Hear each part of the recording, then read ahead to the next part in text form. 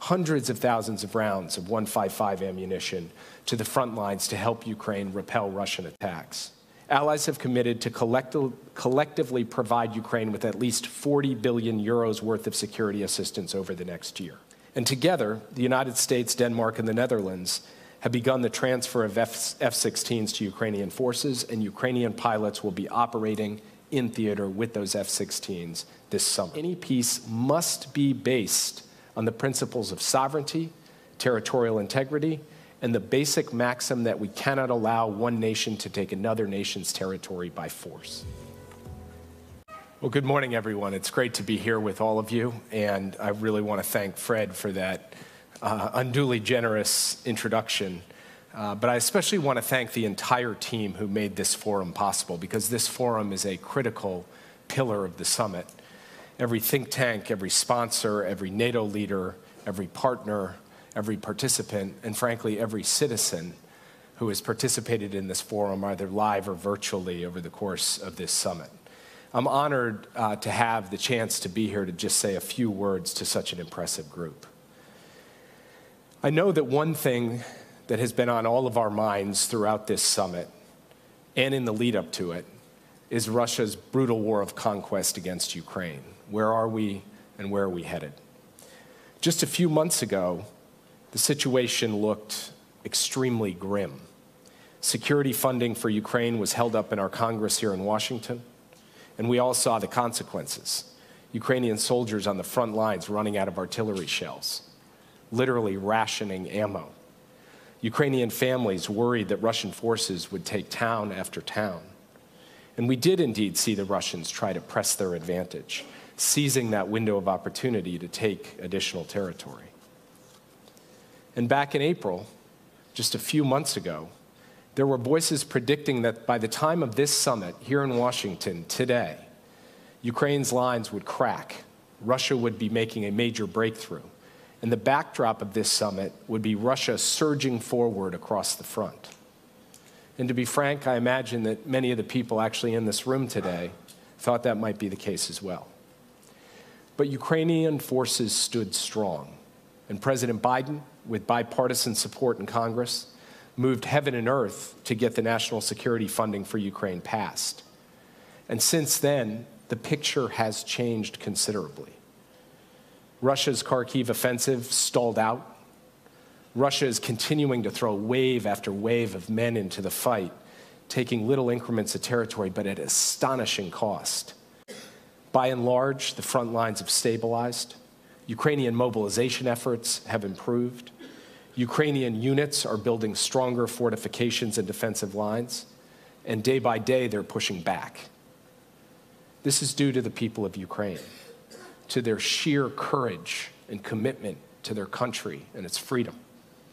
But it's also due to the support of the United States and nations around the world, including NATO allies here gathered at this summit. So this morning, I want to speak a little bit about the picture as we see it in Ukraine and the steps that we are taking to ensure that this war is a failure for Russia and a success for Ukraine. I'll start on the military side of things. The fundamentals of this conflict are artillery and air defense. And over the last few months, we've surged both to Ukraine with the new resources authorized by the Congress. Hundreds of thousands of rounds of 155 ammunition to the front lines to help Ukraine repel Russian attacks.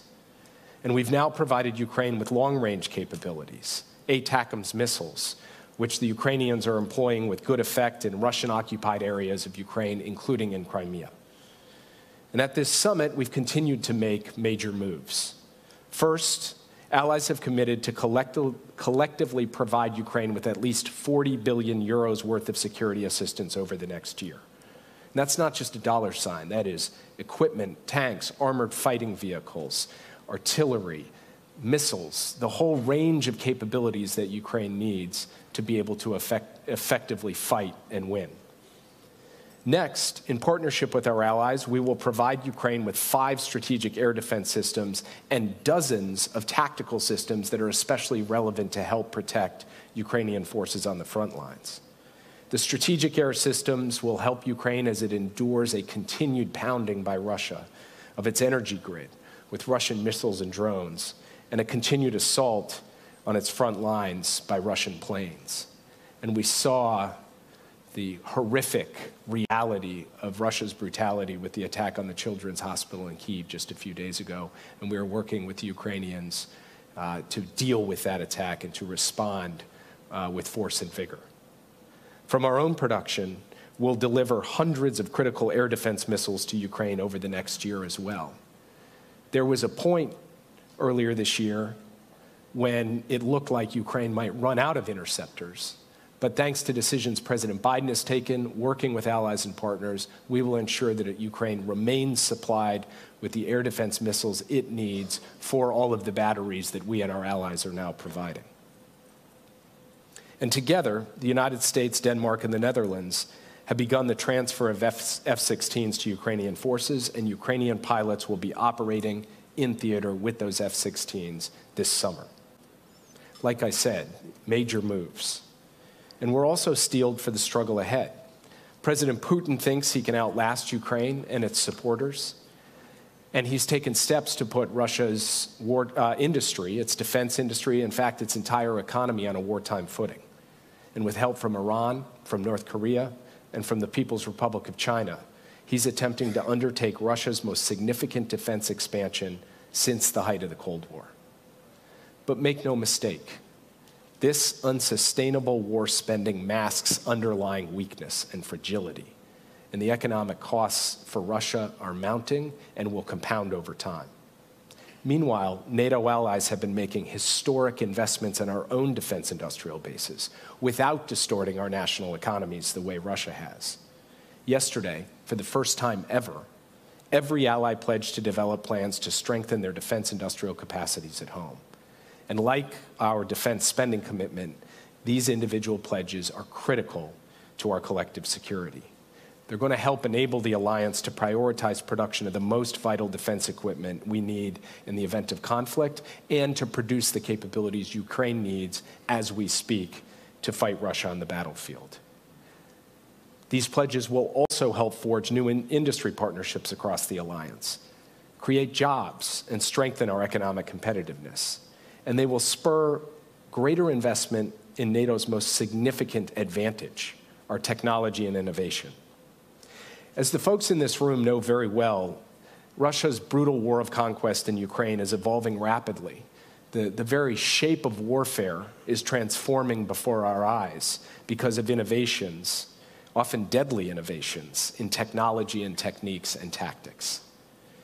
Ukraine's continued success in this fight and our success in any future fight will depend on innovation, on creativity, on entrepreneurship, on adaptability.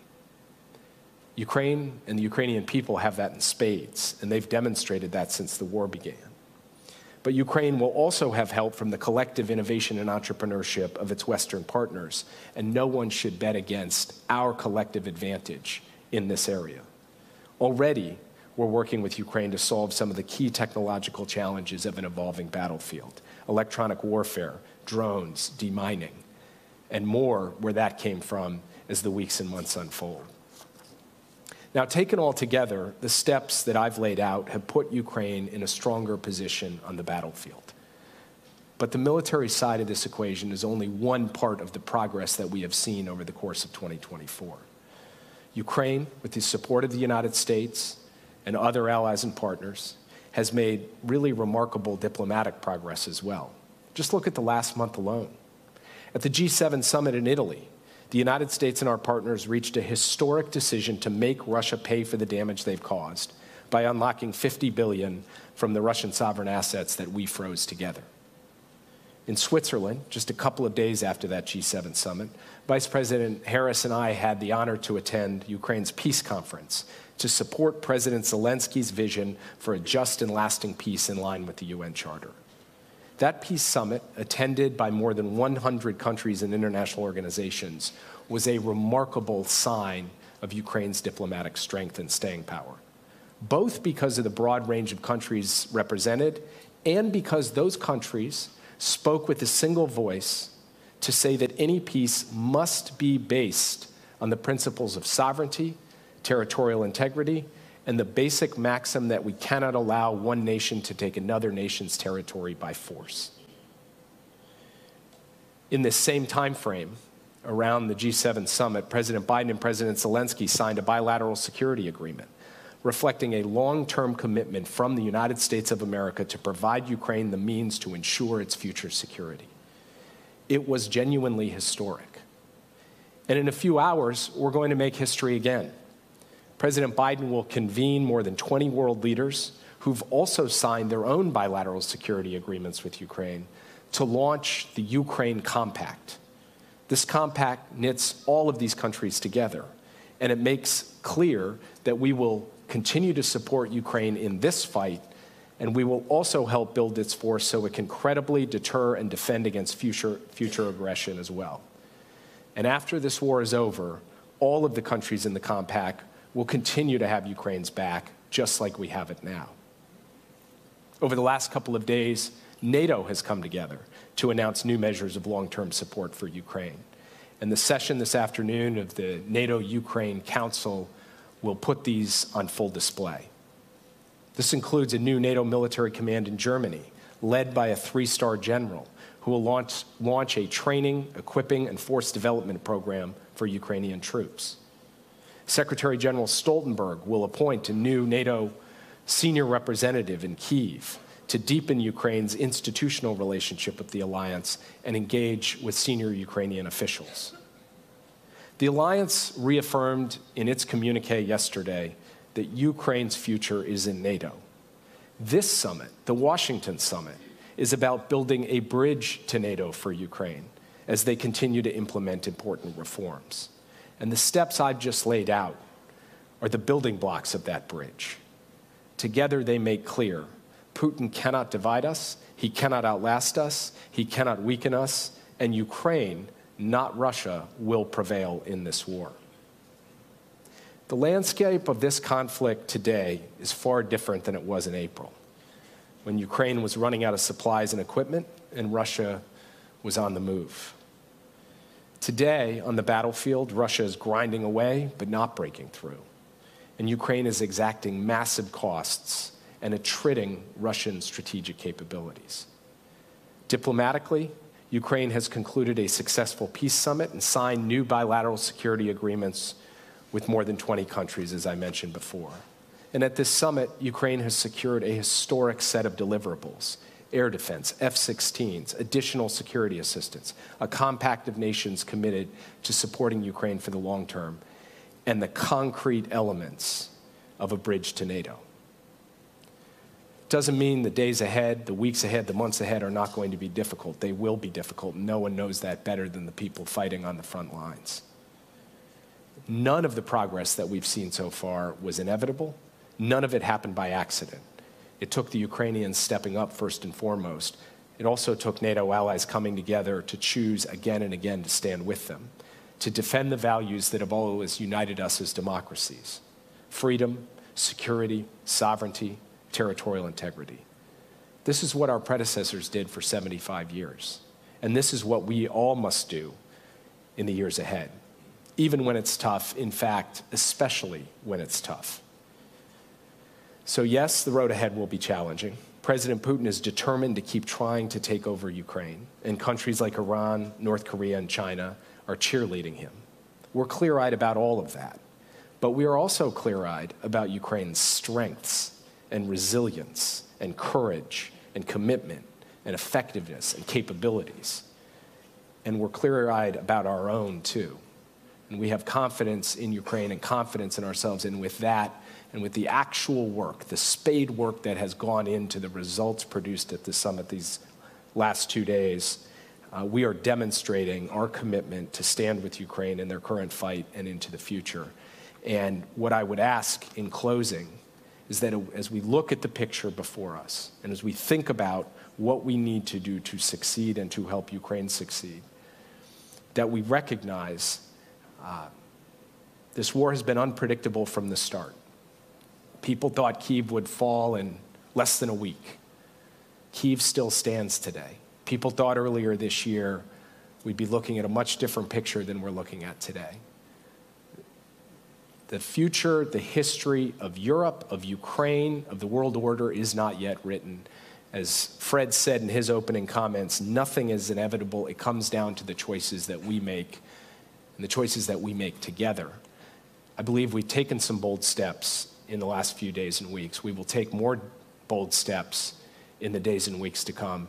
President Biden will have the chance to sit down with President Zelensky in a couple of hours to review all of this, and not to rest on our laurels by any stretch, but to say, now that we've come this far, what more do we have to do to get the job done? And we will together get the job done. So thank you for giving me the opportunity to be here today. And thank you for everything you do every day in service of our common vision for the transatlantic community and a better world for all. Thank you very much.